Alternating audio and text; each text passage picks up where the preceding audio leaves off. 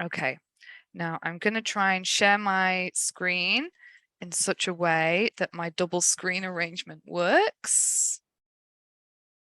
Nope, that's the wrong way around. Can you see presenter view or the normal view? What can you see? Oh, hang on, I'll swap again. Normal view, right? Yeah. Thank you. All right. So after all of those teething problems, thank you everybody for coming to this session today.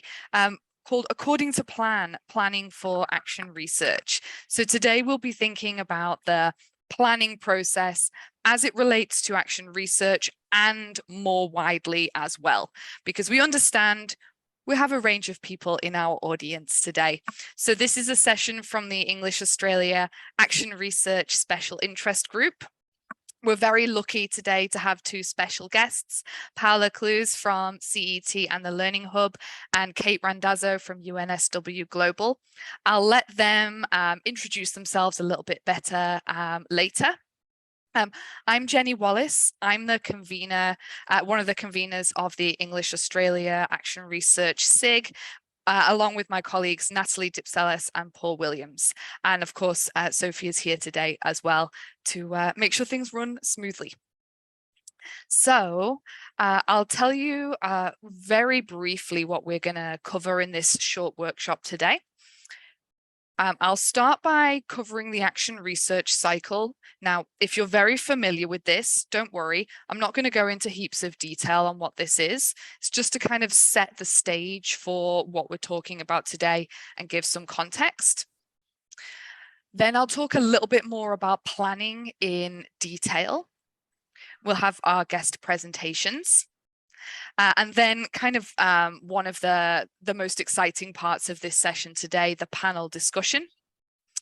And some time for discussion a little bit later too for us as a workshop. And we'll finish with a couple of minutes of wrap up and feedback at the end. So just to set the scene for our session today, I'd like to say, what is action research? Well, if you have already participated in action research or you know someone who has, then you might be familiar with these words on the screen right now. So action research is a self-reflective, critical and systematic approach to exploring an issue in your classroom, in your teaching learning environment. And this quote is from Anne Burns in her 2010 book, Doing Action Research in English Language Teaching. So in action research, it's a research approach where you develop a specific question and then collect data as evidence to answer this question. And it's characterized by a cyclical pattern. So this is the famous picture from Chemist and McTaggart of the plan, action, observe cycle, which occurs a couple of times, at least probably in an action research project, and the researcher or researchers move through each part of the cycle. I'll just talk a little bit more in detail about what each part of that cycle could include. So with that planning stage first, inside this part, the researcher might explore some issues in their classroom, read about theories and research, or of course, make a plan about what they're going to do. Then they implement that plan or activity or approach, probably in some kind of new way or exploring a method that's already happening in their environment. Then observe. The researcher will collect data on the effectiveness of that activity or approach, several different ways, and then reflect on what the results are from the action that they've taken, drawing conclusions, and then using those conclusions to move forward into another cycle of action research. So we're thinking about these actions today of planning, acting, observing, and reflecting. And of course, anyone who's been involved in any kind of research, I'm sure, knows that this looks very clean and tidy on the screen here, and is not fully representative of the research process, which is often much messier, doesn't exactly always follow this cycle perfectly. Some of the stages might happen together, or you might jump backwards and forwards, but this is what we think about when we think about the action research cycle. So for today, we really wanted to focus in on the plan element of this. It's something that we don't often get a chance to talk about as much as researchers, as teachers. It's often in the background of what we do every day. So just to focus in a little bit more on what the elements of action research planning could be, I picked these parts out of Anne Burns's book again. So things that you might do when you're planning for action research might be finding your, well, almost certainly will be finding your research focus and refining it. Thinking about participant permission and ethics. Gathering all of your resources, including what technology you're going to need. Researching the literature that you might want to refer to. And of course, finding support. Are you going to have a co-researcher? Which of your colleagues, family can support you through this process? These are also all of the elements of teaching planning as well that we might engage in too. So, considering all of these different elements here, I'd like now to introduce our guest speakers who are going to talk briefly about their action research and then focus more on the planning element of it. So today we're going to hear from Paola Clews from the Centre for English Teaching and the Learning Hub at the University of Sydney. And I took the liberty of reading the most recent research notes from Cambridge English. So the English Australia Action Research Program publishes the projects as a research journal articles every year. So I picked out from that publication a quotation from Paola's planning process that I thought might be interesting for us to reflect on today.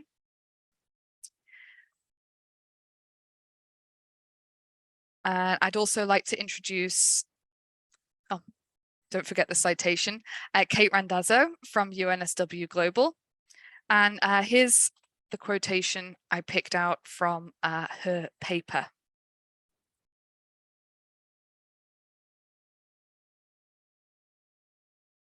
So I hope, well, the feeling I get from these two quotes is how kind of fundamental the planning process is, of course, and we'd love to hear more. So I'm going to hand over to Paola now. I'm going to stop sharing my presentation. There we go. And Paola, we'd love to hear more about your research and your planning process. Thank you very much. Please let me know if I'm going overboard with time. I'll try to keep it short and sweet. All right, so I'm going to share my screen now. Just bear with me for a second.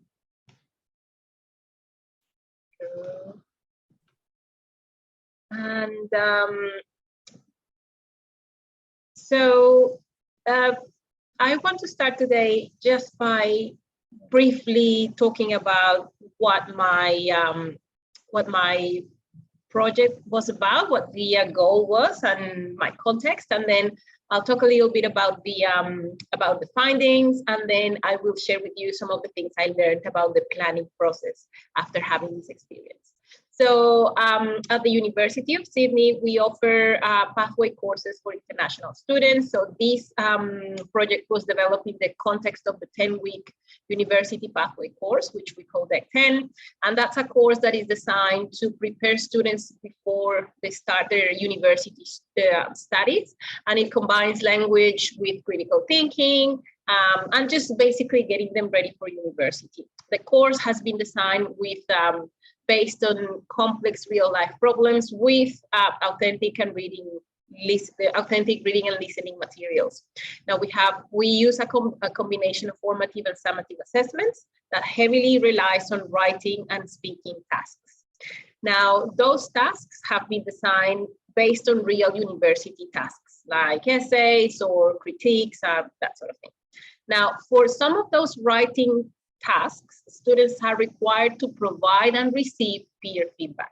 So that's kind of embedded in the curriculum already. So I don't know, a couple of years ago, peer feedback became the flavor of the day, the month, the year. And so it started to be part of the curriculum. However, it is part of the curriculum, but there is not much for us teachers as ways of processes or scaffolding or how to do it, right?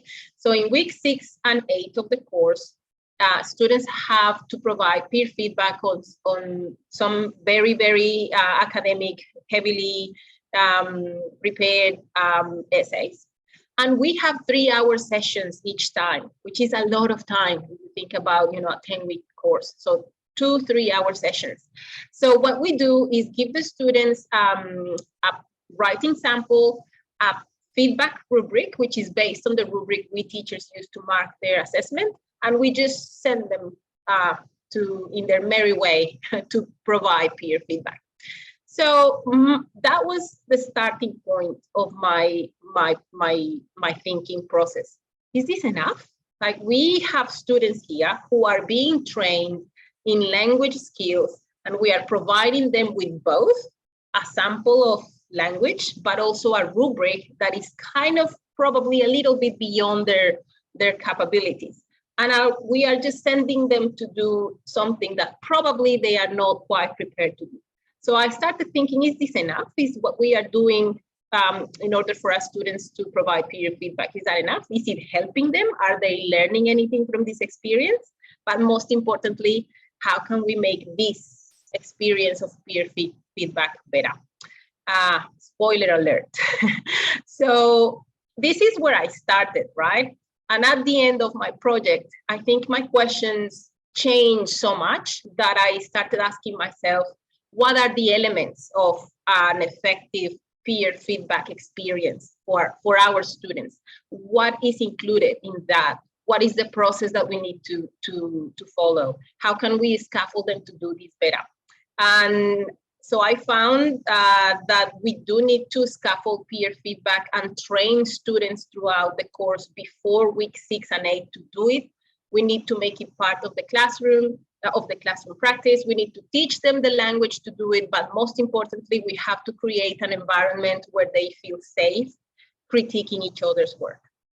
Anyways, now off to planning. I think a conversation about findings would be will give us a lot to talk about for another day. Now, I knew where I wanted to go. I knew that I wanted to find a way to make peer feedback effective for everyone and useful, but how to get there was the question.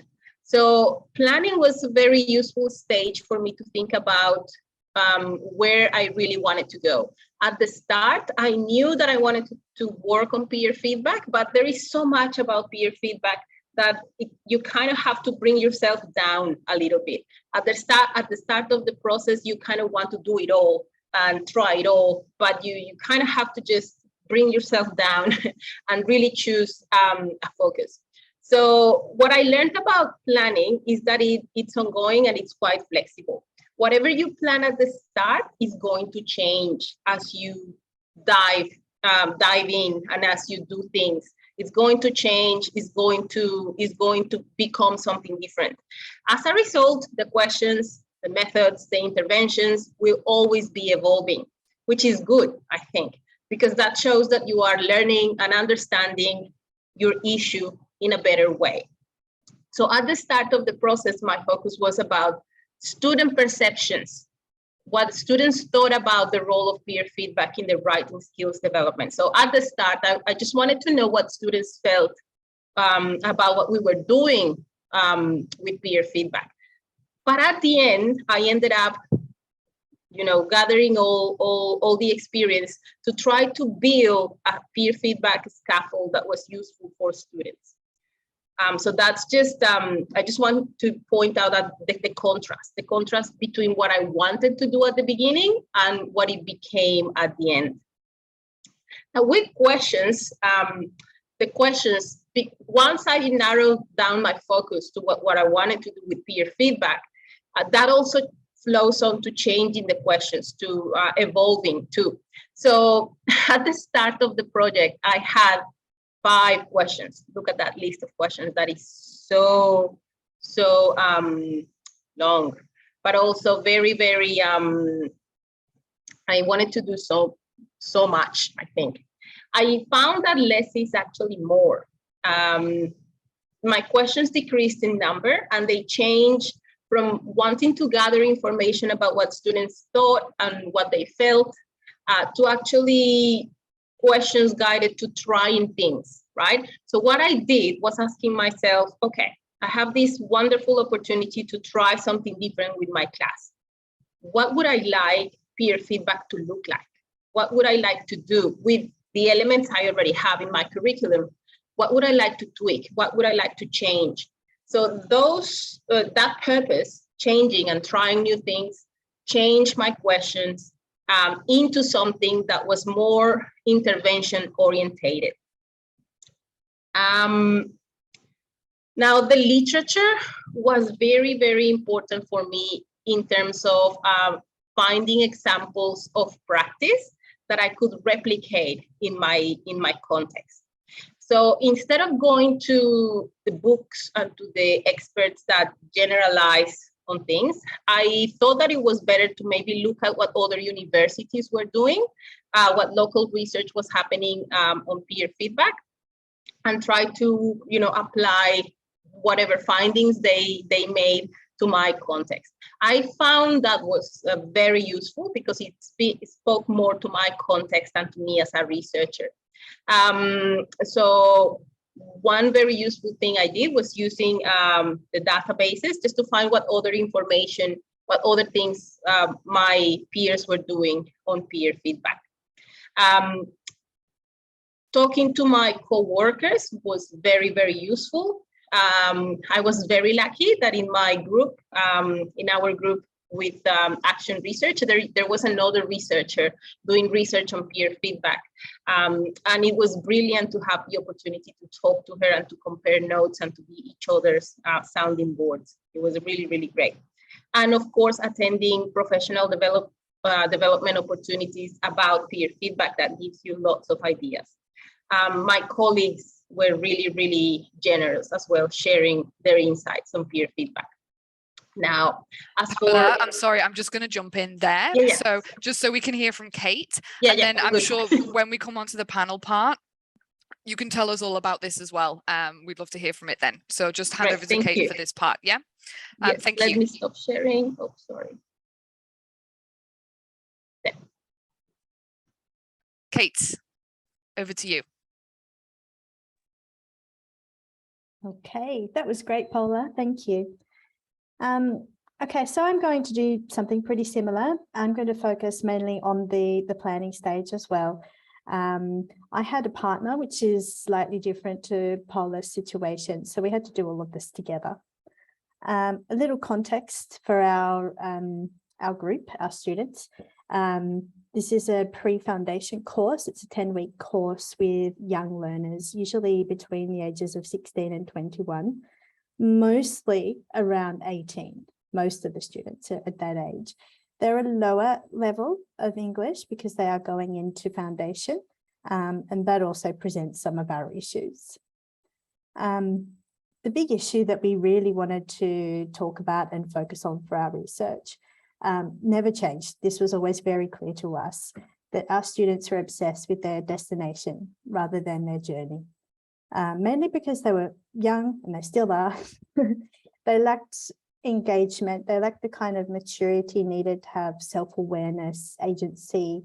It meant that they were highly dependent on us and often not motivated. They were very competitive. They focused just on winning, getting grades, things like this. And as a result, we saw lots of cheating and plagiarism.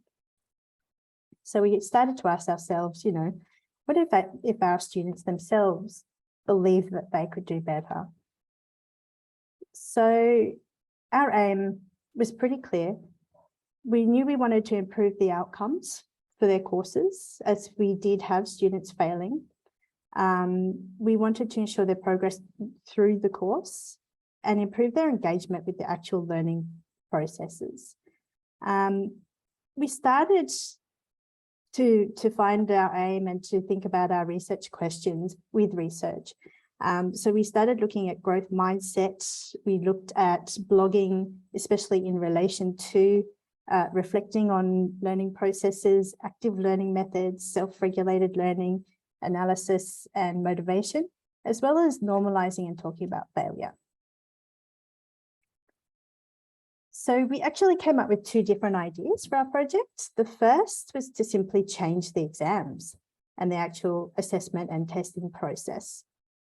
We decided against it because we knew this would have the potential to prevent cheating, but not actually address the underlying issue. So the idea in the end was the upward cycle. This was actually kind of 2 weekly series of activities. One was blogging. The purpose here was to get students really comfortable to write about things that are familiar, things that they all share. Everybody has a family, everybody has a hometown, these things.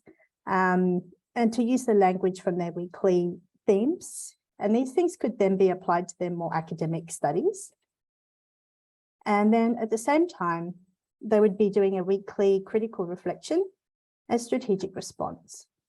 So this is looking back at a past task, like an assessment, making plans, looking at what they've learned, what skills they can use to make a plan, set goals, and then attempt a similar task to see how they've improved and reflect on that. And this would cycle every week. For the materials development for this, we had to actually write 2 lessons a week. So it was quite a big task. So at the beginning of the course, it was 10 weeks. So to do 2 cycles, we had to fit 20 weeks in, which meant that we really had to rush through. We made a plan of what we would do each week and then actually wrote those lessons 1 week before they were taught.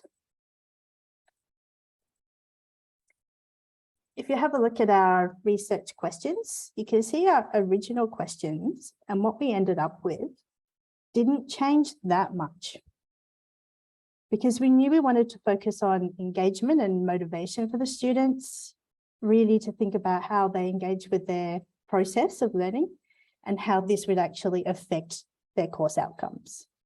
So you can see that we didn't actually change these a great deal. Data collection, you can see that we collected data in different ways for each of our questions. We looked at some textual analysis of the students' own work to see their own point of view. And we looked at their outcomes, their course completion, assessment results, and entry requirements.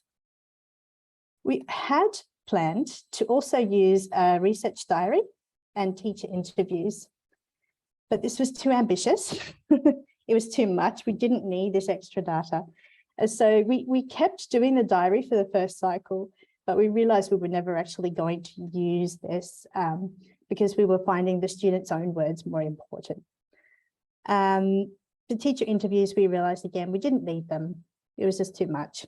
So we jettisoned that really early on.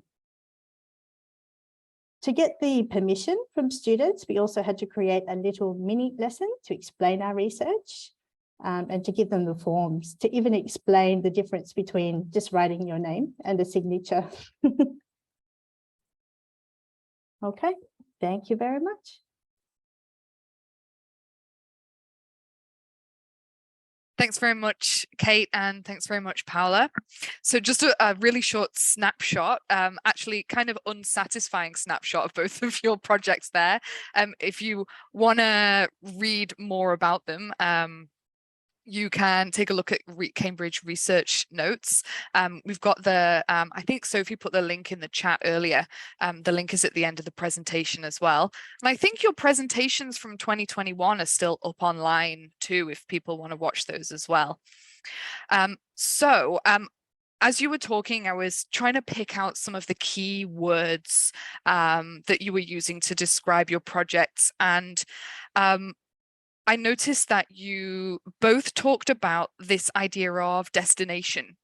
Paola, you said, I knew where I wanted to go.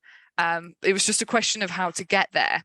And Kate, you mentioned that in reference to students. You said they were obsessed with destination. So I am kind of curious about this idea of a journey and how it relates to planning. So let's explore the planning process then with some panel questions. I'll share my screen again. Can everybody see my presentation there?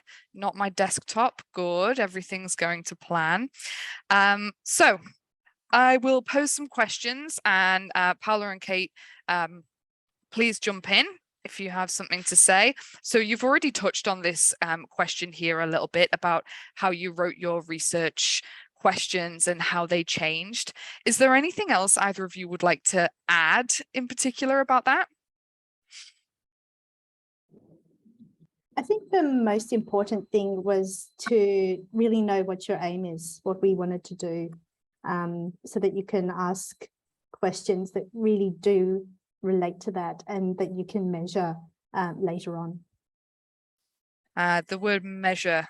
Well, so you can, so if you're asking this question, how much does this affect? What impact is this? You have to think about whether this is something that can actually be measured later on in your project when you take action and collect data. Yeah. So when you're planning, thinking about how you're going to be able to know that it has had an impact at the end. Yeah. Was that something?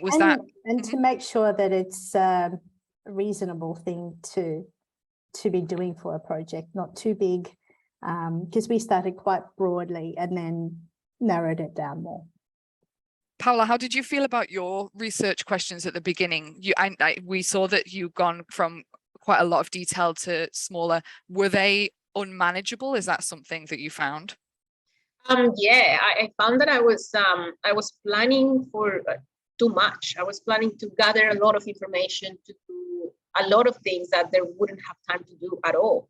And I find that less is more, actually. Like if you do a couple of things but you do them well, you learn a lot from that experience, and your students benefit more, as opposed to having all these questions that maybe you won't be able to answer in a short span of time. So then thinking about this idea of focusing on the aim and measuring the outcome, the next question is, how did the action research cycle help you to plan your project? Paola, do you want to start answering that? How did the cycle help me to plan for my project? So it was great to have the ongoing cycles, because at first you go in with something in mind and you try it, and then you find that you need something more. So you plan again based on that learning, and you go again, and you go in again, and from that learning of the next cycle, you refine your questions even more, your methods, your data collection, everything. So it's quite useful to be able to have that opportunity to try things, and to maybe make some mistakes but go back in with the knowledge that you have gained from that cycle. So I find those cycles were very useful, very, very useful. So it's almost like having this idea of a cycle made the idea that it wouldn't be perfect more acceptable. Correct. And also made me more open to trying things, made me less scared of making mistakes as well. Maybe I tried something that didn't work. Okay, next cycle I'll try something different, and that might work a little bit better. So that was like a safe space for me, having that option. Kate has been nodding very energetically throughout that. Yeah, is it the same for you, Kate? Absolutely. It's sort of just a sense of comfort that if it doesn't go the way you're expecting it to go, or if something doesn't work, you've always got this second cycle. And, you know, the whole point is to kind of reflect and adjust and go back to the drawing board. So it's, yeah, just a sense of comfort. A sense of comfort. Yeah. Okay. So then I'd love to know, and we'd all love to know, what planning breakthroughs did you experience as you were planning your action research? Kate, do you want to start us off? I think our biggest breakthrough was when we had our first workshop with Anne. We started pretty big. We all did. We started way too big. We're all so ambitious and so just, it was too much. So we came together for our first workshop, and this is before we'd started taking action yet, and still in the planning stage.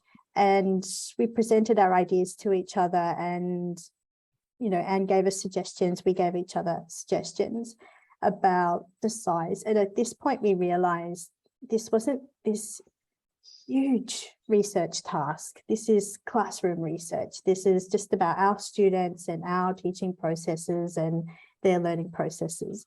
So we could narrow it down, refine everything we were doing, and make this manageable and realistic and way more valuable in the end. So the what you thought was going to be this huge project turned out to be something kind of I want to say more manageable, but even more relevant and specific to your circumstances. Paola, yeah. Getting nodding again. Was it the same in your situation? Yeah, exactly the same. I find that this is just like maybe documenting what we are already doing as teachers, because as teachers, we are trying things every day. We know the problems we have with our classes, with our students, and we try different approaches. We are already doing that. So this is kind of more of a way of documenting how that experience is going, and maybe reflecting on that and going back again with something different. So that workshop, you know, brought me back down to this reality. I might just be doing what I'm already doing, but just documenting it in a more organized way. So that was really reassuring. I remember being terrified the first workshop, like I was really scared about what I had to do, and I was very ambitious with my questions as well. But then it was very reassuring to know that this was just going to be like, yeah, just making a little bit more formal, something that I am already doing as a teacher. So Paola, I'll ask you then, what difficulties did you experience in the planning of your action research? So it was more so difficulties on the side of what I could and couldn't do with my students, because my project was connected to peer feedback, which is connected to assessment. So I was really concerned about not disadvantaging students or giving unfair advantage to the students who were going to be in the study. So that was one of my main concerns, just how to keep everything fair for everyone. There was also something about the cycles, the student cycles and numbers, because every 10 weeks we rotate students and the classes have to change. And so I was expecting that I could have my group of the first cycle throughout all the cycles, but that wasn't possible because, you know, it's not something that management would agree to. So I just had to start from scratch every single cycle. And that was a little frustrating, because it would have been nice to follow up on the same group. There are things that you can control. There are things you cannot control. You have to learn to pivot, I guess.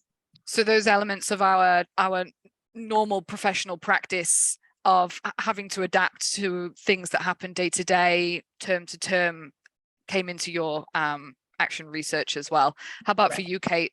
Were there similar difficulties? We didn't really have the same difficulties. We had some uncertainties, but we were quite lucky in the end. So in our early planning stage, we were looking at what might happen. You know, these things might happen. One of us might not end up teaching that course. So there were all these uncertainties we weren't sure about, but we were just very lucky that things did work out the way we'd hoped.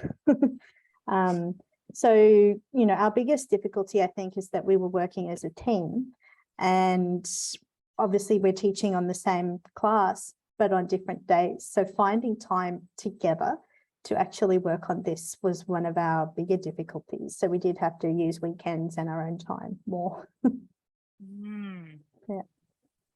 Yeah.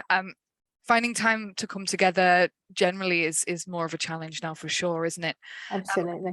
Well, I'm just looking at our time and thinking about what questions I have left. I think I'm going to ask a couple more, just so that we have time as an audience. I'm actually going to ask one more question so that we have time to chat together. I'm just going to skip ahead. So I'd love to know, how has your action research planning, and Kate, I'll direct this to you first, transformed your current professional practice?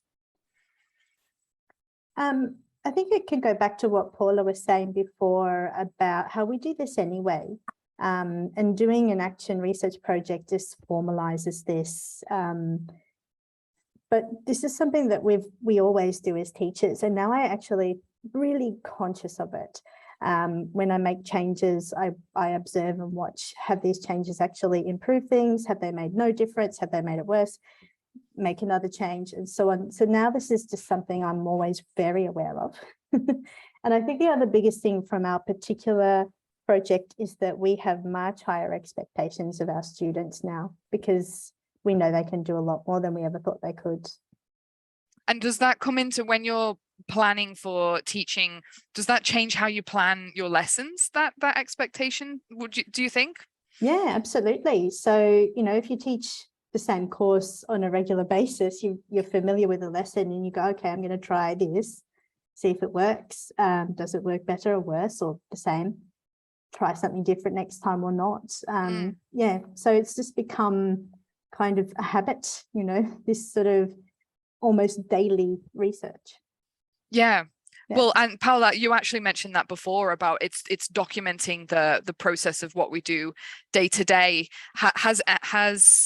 Has anything changed in your professional practice, or is it just a greater feeling of reaffirming what you were already doing?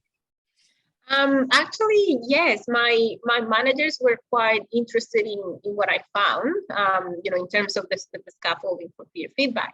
And before I went on maternity leave, because I'm on maternity leave at the moment, there was a lot of talk about, you know, in putting part of what I've done, changing the rubric that we were using for the checklist that I developed, and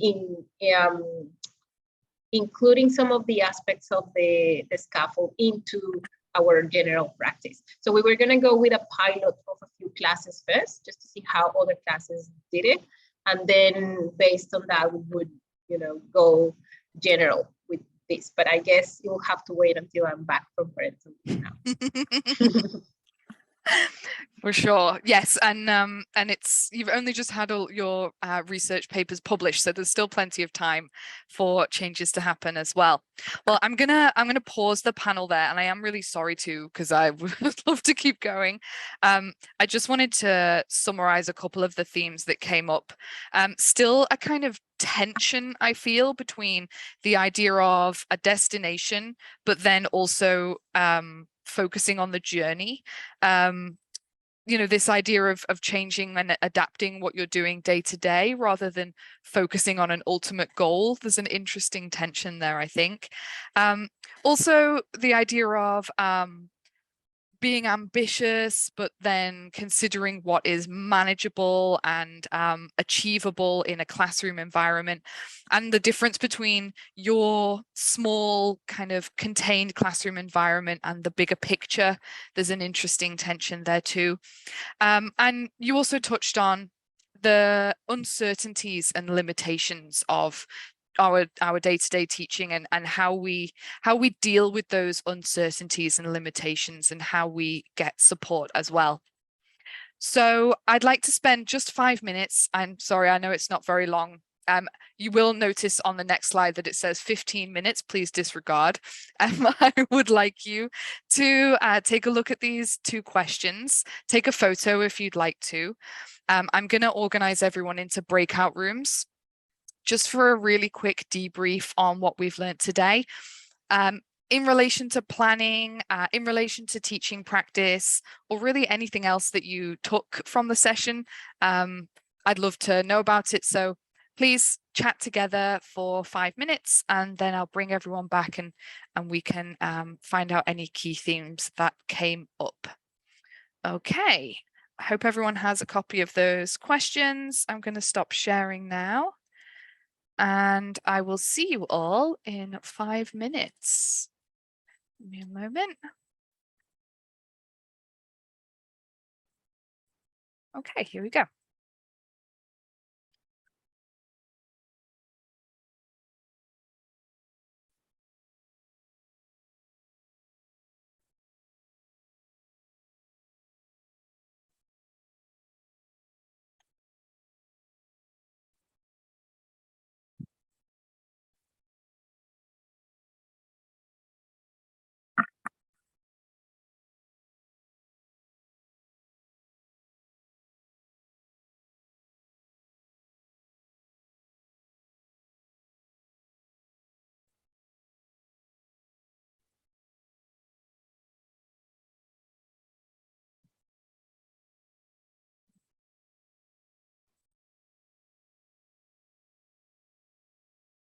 Hi, everyone. If you're having a problem with your breakout room, please let me know and I'll try and move you into another one.